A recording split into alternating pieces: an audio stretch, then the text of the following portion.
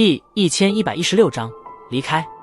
望着林泉眼中涌现的那抹恐惧之色，萧炎嘴角方才泛起许些冷笑。他相信，经过今日这场交手，对方的心中将会被他留下难以忘却的烙印与阴影。日后，不管这林泉达到何种层次，但他只要站在萧炎面前，那种失败的阴影便是会从灵魂深处蔓延而出，令得他在萧炎面前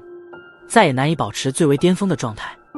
手掌紧握着林泉的脖子，片刻后，萧炎随手一甩，将之狠狠地甩在那石亭的石柱上，强猛的力道令得石柱上都是蔓延出一道道裂缝。噗嗤！再次遭受这般重击，林泉也是忍不住的一口鲜血喷吐而出，气若游丝地瘫在地上，死活不知。林泉统领那10来名黑烟军见状，连忙